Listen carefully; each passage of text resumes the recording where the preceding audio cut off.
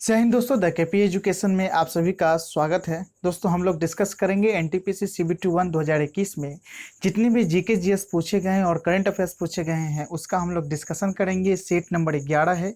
इससे पहले 10 सेट आ चुका है। अगर आपने उसको नहीं देखा है तो आप मेरे चैनल के प्लेलिस्ट में जाकर देख सकते हैं। एनटीपीसी सीबीटी 1 2021 इस प्रकार चैनल का प्लेलिस्ट का नाम दिया गया है। आप वहां पर जाकर देख सकते हैं। ये डेली सुबह 8 बजे तक आ जाती है, यानी कि 8 बजे से पहले ये अपलोड हो जाती है। 8 बजे के बाद आप इसको देख सकते हैं। चलिए वीडियो की शुरुआत करते हैं, लेकिन उससे पहले आप सभी को नवरात्रि की हार्दिक शुभकामनाएं। और हाँ, अगर आप मेरे चैनल पर नए हैं तो कृपया चैनल को सब्सक्राइब कर लीजिएगा, बेल आइकन को दबा दीजिएगा। साथ ही साथ इस वीडियो का पीडीएफ पाने के लिए मेरे टेलीग्राम चैनल पर ज्वाइन हो जाएगा, लिंक डिस्क्रिप्शन में दे दिया गया है। तो चलिए शुरुआत करते हैं। दोस्तों, आज हम डिस्कस करेंगे 7 जनवरी 2021 के फर्स्ट शिफ्ट में जो भी जीके जीएस और करंट अफेयर्स के क्वेश्चन पूछे गए हैं उसका हम लोग डिस्कशन करेंगे विथ एक्स्ट्रा फैक्ट के साथ, यानी कि उससे संबंधित जो भी एक्स्ट्रा क्वेश्चन बनेगा उसका भी हम लोग डिस्कशन करेंगे। तो आज का पहला प्रश्न दोस्तों, 31 अक्टूबर 2020 तक प्राप्त जानकारी के अनुसार भारत में डैश राज्य और डैश केंद्र शासित प्रदेश हैं। तो देखिए, हमको पता है कि भारत में जो है अभी फिलहाल में 28 राज्य और 8 केंद्र शासित प्रदेश हैं, यानी कि 28 स्टेट्स एंड 8 यूनियन टेरेटरी है। अब यहाँ पर 8 यूनियन टेरेटरी कैसे हो गया? कहिए कि सर, जब जम्मू कश्मीर से धारा 370 हटा था तो यूनियन टेरेटरी यानी कि केंद्र शासित प्रदेश 9 हो गया था। तो आपको पता होना चाहिए कि पिछले साल ही जो है दादर और नागर हवेली, ठीक है, और दमन और दीव को मिलाकर जो है एक यूनियन टेरेटरी बना दिया गया। और उसका जो राजधानी कहाँ रखा गया? तो उसका राजधानी जो है दीव रखा गया। ठीक है, तो ये याद रखिएगा। तो हमारे भारत में अभी फिलहाल में 28 राज्य और 8 केंद्र शासित प्रदेश हैं। अगला प्रश्न है, भारत सरकार द्वारा किस ग्रामीण आवास योजना को पुनः सृजित करके प्रधानमंत्री ग्रामीण योजना का गठन किया गया है? तो ऑप्शन नंबर सी सही है, इंदिरा आवास योजना। देखिए, पहले जो है जो आवास योजना आता था, गरीब आदमी जो हो भी गरीब आदमी क्या, जिसका नाम जो है बीपीएल, ठीक है, बीपीएल में जिसका नाम रहता था उसको जो है अगर उसके पास मकान नहीं है तो इंदिरा गांधी आवास योजना के तहत उसे आवास का राशि दिया जाता था। लेकिन नरेंद्र मोदी सरकार आई और उसका नाम चेंज करके क्या कर दिया गया? तो उसका नाम चेंज करके जो है प्रधानमंत्री ग्रामीण आवास योजना कर दिया गया है। ठीक है, तो क्या इसका आंसर हो जाएगा? ऑप्शन नंबर सी आंसर हो जाएगा। इंदिरा आवास योजना का नाम बदल के प्रधानमंत्री ग्रामीण आवास योजना यहाँ पर हो जाएगा। ठीक है, आवास छोड़ दिया गया है। अगला प्रश्न है, भारत में कितने संगठन संयुक्त राष्ट्र के अंग हैं? तो ऑप्शन नंबर डी सही है, 26। भारत में जो है लगभग 26 संगठन जो है संयुक्त राष्ट्र के अंग हैं। जब यहाँ पर संयुक्त राष्ट्र यानी कि यूनाइटेड नेशन की बात आती है तो इसकी स्थापना कब हुआ था? तो 24 अक्टूबर 1945 यानी कि 1945 ईस्वी में इसका स्थापना किया गया था, संयुक्त राष्ट्र संघ के। अच्छा, क्यों किया गया था? तो जब 1939 ईस्वी से 1945 ईस्वी तक जो है द्वितीय विश्व युद्ध चला, तो द्वितीय विश्व युद्ध चलने के बाद जो है हिटलर अपने आप को गोली मार लिया। और उसके बाद पूरा विश्व में जो है एक बेरोजगारी हो गया, भुखमरी, बहुत सारे प्रॉब्लम आ गया द्वितीय विश्व युद्ध के बाद। तो सभी राष्ट्र ने सोचा कि तृतीय विश्व युद्ध न हो, इसके लिए एक संगठन बनाया जाए और उस संगठन का नाम दिया गया, क्या नाम दिया गया? तो संयुक्त राष्ट्र संघ। अच्छा, संयुक्त राष्ट्र संघ का जो है संयुक्त राष्ट्र संघ नाम किसने दिया था? तो संयुक्त राष्ट्र संघ का नाम जो है फ्रैंकलिन डी रूजवेल्ट द्वारा दिया गया था। ठीक है। अच्छा, इसमें वर्तमान में कितना सदस्य है यूनाइटेड नेशन में? तो 193 जो है इसमें सदस्य है, 193 सदस्य संयुक्त राष्ट्र संघ में है। ठीक है, इसमें जो है 10 अस्थायी मेंबर होता है और 5 अस्थायी मेंबर होता है। 5 अस्थायी मेंबर में कौन कौन आ जाता है? तो आपको आ जाता है अमेरिका आ जाता है, ब्रिटेन आ जाता है, चाइना आ जाता है, फ्रांस आ जाता है, और एक और कौन सा आ जाता है? एक रूस आ जाता है। कौन आ जाता है? रूस आ जाता है। तो ये पांचों जो है अस्थाई मेंबर है, जबकि अस्थाई मेंबर कितना होता है? तो अस्थाई मेंबर जो है 10 गो होता है, जिसका कार्यकाल 2 वर्ष का ही होता है। प्रत्येक 2 वर्ष में जो है इसका चुनाव होता है, ये याद रखिएगा। अच्छा, एक और बात इससे संबंधित है कि जो संयुक्त राष्ट्र संघ की जो संसद है उसे विश्व का लघु संसद के नाम से भी जाना जाता है, ये भी याद रखिएगा। चलिए, अगला प्रश्न है, कंप्यूटर पर रिमोट लॉगिन की सुविधा कौन प्रदान करता है? तो ऑप्शन नंबर डी सही है, टेलीनेट। टेलीनेट जो है कंप्यूटर पर रिमोट लॉगिन की सुविधा प्रदान करता है। अच्छा, टेलीनेट का अर्थ क्या होता है? तो टेलीनेट का अर्थ होता है, अगर पूछा जाए टेलीनेट का फुल फॉर्म क्या होता है, टेलीनेट का फुल फॉर्म होता है टेलीफोन नेटवर्क। टेलीफोन नेटवर्क जो है टेलीनेट का फुल फॉर्म होता है। यहाँ पर जो एक और फुल फॉर्म आप जान लीजिए HTTP का। तो HTTP का फुल फॉर्म होता है हाइपर टेक्स्ट ट्रांसफर प्रोटोकॉल, ये याद रखिएगा। अगला प्रश्न है, भारत के चित्रण नाभिकीय शक्ति कार्यक्रम की स्थापना किसने की थी? तो ऑप्शन नंबर ए सही है, डॉक्टर होमी जहांगीर भाभा। होमी भाभा जो है भारत के चित्रण नाभिकीय शक्ति कार्यक्रम की स्थापना किया था। और होमी जहांगीर भाभा की अध्यक्षता में जो है 10 अगस्त, कब? तो 10 अगस्त 1948 यानी 1948 ईस्वी में परमाणु ऊर्जा आयोग की गठन किया गया था। अगर आपसे क्वेश्चन पूछ दिया जाए कि परमाणु ऊर्जा आयोग का गठन कब किया गया था, तो 1948 ईस्वी में, यानी 10 अगस्त 1948 ईस्वी में। और इसकी अध्यक्षता किसने किया था? तो होमी जहांगीर भाभा के द्वारा इसकी अध्यक्षता किया गया था। इसलिए जो यहाँ पर प्रश्न पूछा गया है कि भारत के चित्रण नाभिकीय शक्ति कार्यक्रम की स्थापना किसने की? तो होमी जहांगीर भाभा ने। अच्छा, ऊर्जा विभाग, परमाणु ऊर्जा विभाग, देखिए वहां पर था क्या? तो परमाणु ऊर्जा आयोग, दो चीज अलग अलग याद रखिएगा, परमाणु ऊर्जा आयोग। तो आयोग की स्थापना जो है 1948 ईस्वी में हुआ था। कब हुआ था? याद रखिएगा, परमाणु ऊर्जा आयोग की स्थापना 1948 में हुआ था, 1948 ईस्वी में हुआ था। जबकि जो है परमाणु ऊर्जा विभाग की स्थापना कब हुआ था? तो 1954 ईस्वी में जो है परमाणु ऊर्जा विभाग की स्थापना हुआ था, ये याद रखें। आयोग 1948 ईस्वी में और विभाग जो है 1954 ईस्वी में। अगला प्रश्न है, 2018 में जाकार्ता में आयोजित एशियाई खेलों में किस देश ने प्रथम स्थान प्राप्त किया था? तो ऑप्शन नंबर डी सही है, चीन। चीन जो है जाकार्ता में आयोजित किया गया एशियाई खेलों में प्रथम स्थान प्राप्त किया था। नेक्स्ट प्रश्न है, महात्मा गांधी ने लॉर्ड इरविन को लिखे अपने पत्र में कितनी मांगे की थी, जिनमें से कुछ को गांधी इरविन समझौता के रूप में स्वीकार किया गया? तो देखिए, पहला प्रश्न यहाँ पर यह बनता है कि गांधी इरविन समझौता कब हुआ था? तो 1931 में, यानी कि 1931 ईस्वी में जो है गांधी इरविन समझौता हुआ था, 5 मार्च 1931 ईस्वी को। अच्छा, ये जो गांधी इरविन समझौता हुआ था, तो इसमें जो है महात्मा गांधी ने लॉर्ड इरविन को पत्र लिखा, उसमें 11 सूत्री मांगे की थी, ठीक है। और ये किसके माध्यम से मांग की थी? तो यंग इंडिया, ठीक है, एक पत्रिका प्रकाशित की। और यंग इंडिया कब प्रकाशित किया गया था? तो ये भी याद रखिएगा कि यंग इंडिया जो है महात्मा गांधी द्वारा प्रकाशित किया गया था 1930 ईस्वी में। किसके द्वारा? सॉरी, कब? तो 1930 ईस्वी में महात्मा गांधी ने यंग इंडिया का प्रकाशन किया और उसके द्वारा जो है 11 सूत्री मांगी गांधी इरविन समझौता में, ठीक है। पहला क्या था? तो पहला मांग था नशीली वस्तुओं के विक्रय को बंद कर पूर्ण शराबबंदी करें।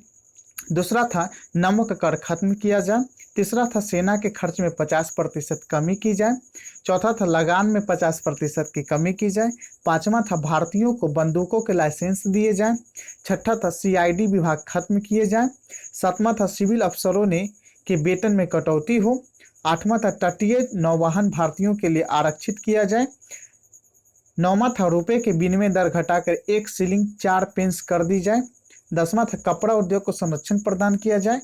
और 11वां था उस सभी राजनीतिक कैदियों को रिहा किया जाए जिन पर हत्या का मुकदमा न चल रहा हो।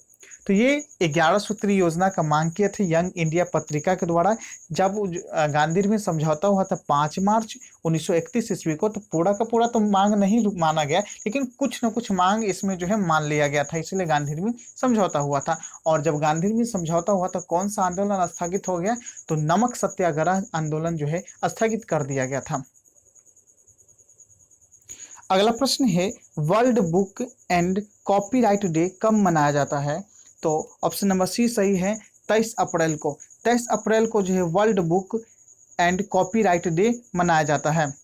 अच्छा, 19 जनवरी को शौर्य दिवस के रूप में भी मनाया जाता है, ये याद रखिएगा। 27 अप्रैल को विश्व ग्राफिक्स दिवस के रूप में जाना जाता है, ये भी याद रखिएगा। तो 19 जनवरी को विश्व शौर्य दिवस और 27 अप्रैल को विश्व ग्राफिक दिवस और 23 अप्रैल को जो है world book and copyright day मनाया जाता है। यहाँ पर प्रश्न जो है थोड़ा बहुत साइंस से संबंधित है, लेकिन इसको रीजनिंग के तौर पर भी देखा जा सकता है और साइंस से भी देखा जा सकता है कि देखिए, गुरुत्वाकर्षण एक खोज है, तो टेलीफोन एक क्या है, तो टेलीफोन जो है एक आविष्कार है। ठीक है, टेलीफोन का आविष्कार किया गया था, लेकिन गुरुत्वाकर्षण का खोज किया गया था। तो यहाँ पर थोड़ा सा फर्क समझिए कि आविष्कार क्या होता है और खोज क्या होता है। तो खोज वो होता है जो प्रकृति में पहले से उपलब्ध हो, उसकी सिर्फ हमारे पास जानकारी उपलब्ध नहीं रहती है, हमें जब जानकारी मिल जाती है तो उसे हम खोज कहते हैं। और आविष्कार क्या होता है कि प्रकृति में उपलब्ध है ही नहीं, उसको मानव के द्वारा बनाया गया हो, उसे हम लोग आविष्कार कहते हैं। ठीक है, चलिए अगला प्रश्न है 1920-22 में असहयोग आंदोलन के नेतृत्व किसने किया था? मोतीलाल नेहरू ने, सुभाष चंद्र बोस ने, जवाहरलाल नेहरू ने, महात्मा गांधी ने। तो हमको पता ही है कि असहयोग आंदोलन का जो है नेतृत्व किया था महात्मा गांधी ने। महात्मा गांधी ने जो 1920-22 में असहयोग आंदोलन के नेतृत्व किया था। और इसकी शुरुआत कब हुआ था? तो 1 अगस्त 1920 ईस्वी को जो है असहयोग आंदोलन का शुरुआत हुआ था। अच्छा, असहयोग आंदोलन का जो है अंत किस घटना के कारण हुआ? तो देखिए 12 फरवरी 1922 ईस्वी को जो है असहयोग आंदोलन वापस ले लिया गया था। क्यों? क्योंकि 15 फरवरी 1922 को चौरी चौरा हत्याकांड हो गया था, जिस वजह से जो है असहयोग आंदोलन वापस ले लिया गया था। इसमें हिंसा भड़क गया था और महात्मा गांधी को जेल भी जाना पड़ गया था इसके कारण। ठीक है, जिस वजह से असहयोग आंदोलन वापस ले लिया गया था। नेक्स्ट प्रश्न है, भारतीय राष्ट्रीय कांग्रेस के पहले मुस्लिम अध्यक्ष कौन थे? तो ऑप्शन नंबर ए सही है, बदरुद्दीन तैयबजी। बदरुद्दीन तैयबजी जो है मद्रास में एक अधिवेशन हुआ था। कहाँ पे? तो मद्रास में। कब? तो 1887 ईस्वी में। देखिए, कांग्रेस की स्थापना कब हुआ था? तो 1885 ईस्वी में जो एहो ह्यूम के द्वारा कांग्रेस की स्थापना हुआ था। और 1887 ईस्वी में जो है मद्रास में अधिवेशन हुआ, उसमें प्रथम मुस्लिम अध्यक्ष बने थे कांग्रेस के। कौन? तो बदरुद्दीन तैयबजी। अगला प्रश्न है, भारत के अंतरिक्ष कार्यक्रम के जनक किसे माना जाता है? तो ऑप्शन नंबर ए सही है, विक्रम साराभाई को। विक्रम साराभाई को जो है भारत के अंतरिक्ष कार्यक्रम का जनक माना जाता है। अच्छा, इसरो की स्थापना कब हुआ था? तो इसरो की स्थापना 1969 में हुआ था। ठीक है। अच्छा, अंतरिक्ष आयोग की स्थापना कब हुआ था? इसका जो है आंसर आप मुझे कमेंट सेक्शन के माध्यम से जरूर बताइएगा। नेक्स्ट प्रश्न है, इनमें से कौन सा देश 2023 में एशियाई कप फुटबॉल टूर्नामेंट की मेजबानी करेगा? तो ऑप्शन नंबर सी सही है, चीन। चीन जो है 2023 में एशियाई कप फुटबॉल टूर्नामेंट की मेजबानी करेगा। नेक्स्ट प्रश्न है, 2018 में 11वां विश्व हिंदी सम्मेलन कहाँ आयोजित किया गया था? तो ऑप्शन नंबर ए सही है, मॉरिशस में। मॉरिशस में जो है 11वां विश्व हिंदी सम्मेलन का आयोजन किया गया था। अगला प्रश्न है, 2020 के मानव विकास सूचकांक के अनुसार कौन सा देश दुनिया के पहले स्थान पर है? तो ऑप्शन नंबर बी सही है, नॉर्वे। नॉर्वे जो है मानव विकास सूचकांक 2020 में प्रथम स्थान पर है। अगला प्रश्न है, धनावेशित आयन को क्या कहा जाता है? सिंपल सी भाषा में यह आंसर इसका धनायन कहा जाता है। धनावेशित आयन को क्या कहा जाता है? धनायन कहा जाता है, जिसपे पॉजिटिव चार्ज होता है। अच्छा, यहाँ पर थोड़ा सा एक और डिटेल में जानना चाहेंगे तो पॉजिटिव क्या होता है? तो देखिए, जो प्रोटॉन होता है वो पॉजिटिव होता है, जो कि इलेक्ट्रॉन होता है वो क्या होता है? निगेटिव होता है। यानी कि प्रोटॉन धनावेशित होता है और इलेक्ट्रॉन जो है ऋणावेशित होता है, जबकि न्यूट्रॉन जो है उदासीन होता है। न्यूट्रॉन क्या होता है? उदासीन होता है। और ये सभी चीज क्या कहाँ पाए जाते हैं? तो परमाणु के नाभिक में पाए जाते हैं। तो परमाणु के नाभिक में कौन कौन सा चीज पाए जाते हैं? तो प्रोटॉन और न्यूट्रॉन जो परमाणु के नाभिक में पाए जाते हैं, जबकि जो इलेक्ट्रॉन परमाणु के कक्षा में चारों तरफ चक्कर लगाते रहते हैं। अब बात यहाँ पर करते हैं कि किसी भी परमाणु के कक्षा में कितना इलेक्ट्रॉन उपलब्ध है। इसके लिए फार्मूला क्या है? तो 2n²। जैसे कक्षा 1 है, कक्षा 1 में कितना इलेक्ट्रॉन अट सकता है? तो यहाँ पर 2 गुने 1 का स्क्वायर करेंगे तो कक्षा 1 में 2 इलेक्ट्रॉन अट सकता है। तो आप याद रखिएगा कि किसी भी परमाणु के नाभिक का जो कक्षा होता है उसमें कितने इलेक्ट्रॉन उपस्थित है, उसके लिए जो फार्मूला क्या है? तो 2n² है। नेक्स्ट प्रश्न है, भारत ने अपने पहले परमाणु बम का परीक्षण कब किया था? तो ऑप्शन नंबर डी सही है, 1974 ईस्वी में। 1974 ईस्वी में भारत ने पहले परमाणु परीक्षण का परीक्षण किया था। और इसका कोड नेम क्या था? तो इसका कोड नेम था स्माइलिंग बुद्धा। इसका कोड नेम क्या था? स्माइलिंग बुद्धा। नेक्स्ट प्रश्न है, रॉलेट एक्ट डैश में पारित किया गया? तो ऑप्शन नंबर सी सही है, 1919 ईस्वी में जो है रॉलेट एक्ट पारित किया गया था। नेक्स्ट प्रश्न है भारत में राष्ट्रीय पंचायती राज दिवस कब मनाया जाता है? तो ऑप्शन नंबर डी सही है, 24 अप्रैल को। 24 अप्रैल को जो है भारत में राष्ट्रीय पंचायती राज दिवस मनाया जाता है। अगला प्रश्न है अक्टूबर 2020 तक भारत को कितनी बार संयुक्त राष्ट्र सुरक्षा परिषद में अस्थायी सदस्य के तौर पर चुना गया है? तो ऑप्शन नंबर सी सही है, 8 बार। अक्टूबर 2020 तक जो है भारत को संयुक्त राष्ट्र सुरक्षा परिषद में अस्थायी सदस्य के तौर पर 8 बार चुना गया है। अगला प्रश्न है भारत सरकार की निम्नलिखित में से कौन सी व्यवस्था भारत में प्रत्यक्ष विदेशी निवेश यानी कि एफडीआई को आकर्षित करने के लिए नहीं है? तो पहला ऑप्शन है कि भारत सरकार ने एफडीआई प्रस्तावों के अनुमोदन तंत्र को सरल बना दिया। ये सही है भाई, ये बहुत आसान, बहुत ही आकर्षित करेगा। जब सरल कोई भी चीज़ होता है, कोई भी चीज़ आसान हो जाता है तो वो आकर्षित कोई भी चीज़ कोई भी व्यक्ति हो सकता है। दूसरा है एफडीआई के प्रस्तावों को आवेदन प्राप्त होने के 10 दिन के अंदर भीतर स्वीकृति दे दी जाती थी। ये भी सही है। पहले क्या होता था कि जब एफडीआई के प्रस्ताव दिया जाता था 3 महीना 6 महीना लग जाता था, लेकिन अब इसका अप्रूवल 10 दिन में दिया जा सकता है। तो ये भी जो है एफडीआई को आने के लिए लाभान्वित मतलब आकर्षित कर सकती है। तीसरा है भारत सरकार ने घोषणा की कि उद्यमिता पाठ्यक्रम का प्रबंधन राज्य सरकार द्वारा दिया जाएगा। नहीं, ये गलत है। राज्य सरकार के द्वारा ही नहीं, ये सिर्फ केंद्र सरकार के द्वारा ही दिया जाता है एफडीआई का सभी दस्तावेज और सभी लाइसेंस। चौथा है कि राज्यों को सिंगल विंडो क्लियरेंस सिस्टम को मजबूत करने पर ध्यान देना चाहिए। हाँ, इसका मतलब ये कह रहा है कि अगर केंद्र सरकार जो है एक बार लाइसेंस दे दी तो राज्यों को इसमें बाधा नहीं पहुंचानी चाहिए। तो सी नंबर छोड़कर जो है सब आकर्षित कर सकता है। तो इसका आंसर हो जाएगा ऑप्शन नंबर सी, जो है ये आकर्षित नहीं करता है। अगला प्रश्न है भारत ने किस पंचवर्षीय योजना के दौरान मिश्रित अर्थव्यवस्था का विकल्प चुना? तो ऑप्शन नंबर बी सही है, दूसरी पंचवर्षीय योजना के दौरान। दूसरी पंचवर्षीय योजना कब से कब तक चला था? 1556 से 61 तक चला था। इस पंचवर्षीय योजना के तहत जो है भारत ने मिश्रित अर्थव्यवस्था को विकल्प चुना। अच्छा, पहला जो पंचवर्षीय योजना हुआ था उसमें जो है किस पर ध्यान दिया गया था? तो उस पर जो है कृषि पर ध्यान दिया गया था। और द्वितीय पंचवर्षीय योजना पे क्या चीज पे ध्यान दिया गया? तो द्वितीय पंचवर्षीय योजना में जो है उद्योग पर ध्यान दिया गया था, ये याद रखिएगा। नेक्स्ट प्रश्न है श्वसन तंत्र से संबंधित विभिन्न रोग किस प्रकार के प्रदूषण के कारण होते हैं? तो ऑप्शन नंबर ए सही है, वायु प्रदूषण के कारण होते हैं। अगला प्रश्न है खाद्य श्रृंखला के तीसरे पोषी स्तर में निम्नलिखित में से किसे शामिल किया गया है? तो ऑप्शन नंबर सी सही है, द्वितीयक उपभोक्ता को जो है शामिल किया गया है खाद्य श्रृंखला के तीसरे पोषी स्तर में। नेक्स्ट प्रश्न है उस तत्व का नाम बताइए जिसका इलेक्ट्रॉनिक विन्यास 2 8 7 है। तो पहले इसको जोड़ते हैं कितना इसका आ जा रहा है। तो 8 2 10 और 10 7 17, यानी कि परमाणु संख्या 17 है। और परमाणु संख्या 17 किसका होता है? तो ऑप्शन नंबर सी सही है, परमाणु संख्या 17 जो है क्लोरीन का होता है। अच्छा, क्लोरीन का परमाणु द्रव्यमान कितना होता है? तो परमाणु द्रव्यमान 35.5 जो है क्लोरीन का परमाणु द्रव्यमान होता है। अगला प्रश्न है कौन सा शहर स्वर्णिम चतुर्भुज राजमार्ग नेटवर्क का हिस्सा नहीं है? तो ऑप्शन नंबर ए सही है, हैदराबाद जो है स्वर्णिम चतुर्भुज राजमार्ग नेटवर्क का हिस्सा नहीं है। अच्छा, यहाँ पर एक प्रश्न बनता है कि स्वर्णिम चतुर्भुज राजमार्ग नेटवर्क योजना का शुरुआत कब हुआ था? तो ये जो योजना 2001 ईस्वी में शुरुआत किया गया था। ठीक है, और किसके द्वारा शुरू किया गया था? तो ये जो योजना जो अटल बिहारी वाजपेयी के द्वारा शुरू किया गया था, उसमें अटल बिहारी वाजपेयी जो है प्रधानमंत्री जी थे। ठीक है, और ये इसके अंतर्गत कौन कौन सा शहर आते हैं? तो इसके अंतर्गत जो है दिल्ली, मुंबई, याद रखिएगा, दिल्ली, मुंबई, चेन्नई, कोलकाता, अहमदाबाद, बेंगलुरु, भुवनेश्वर, जयपुर, कानपुर, पुणे, सूरत, गुंटूर, विजयवाड़ा और विशाखापट्टनम है। तो अगर याद हो रहा है तो ठीक है, नहीं तो आप लिख लीजिएगा, 2-3 बार रिवाइज कर लीजिएगा। ठीक है,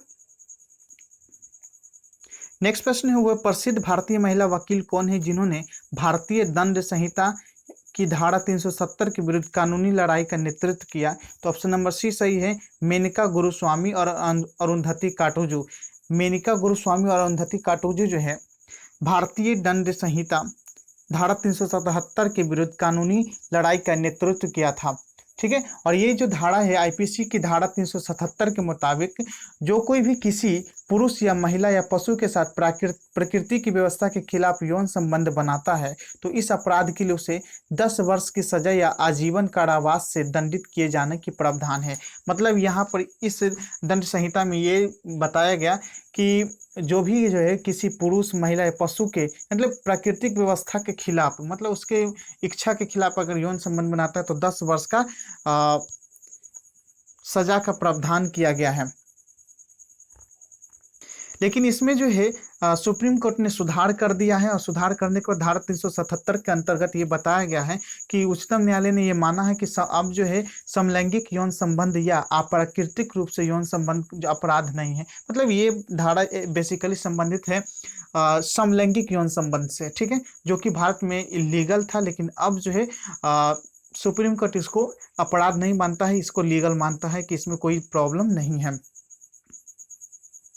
और एक और धारा समझ लीजिएगा आईपीसी धारा 376, ये जबरन यौन संबंधित से संबंधित है। अगर आईपीसी धारा जो है 376 किससे संबंधित है तो बलात्कार से संबंधित है। नेक्स्ट प्रश्न है दुनिया का सबसे व्यस्त समुद्री मार्ग कौन सा है तो ऑप्शन नंबर डी सही है उत्तरी अटलांटिक समुद्री मार्ग। उत्तरी अटलांटिक समुद्री मार्ग जो है दुनिया का सबसे व्यस्तम समुद्री मार्ग है। विश्व में सर्वाधिक व्यापार जो है जल मार्ग से ही होता है, ये भी याद रखिएगा। अगला प्रश्न है पेरिफेरल I/O में कितने आउटपुट पोर्ट होते हैं। मतलब ये बोल रहा है कि peripheral I means input device और O मीन्स आउटपुट डिवाइस, ठीक है। तो पेरिफेरल इनपुट और आउटपुट डिवाइस में कितने आउटपुट पोर्ट होते हैं तो ऑप्शन नंबर डी सही है 256 आउटपुट पोर्ट होते हैं।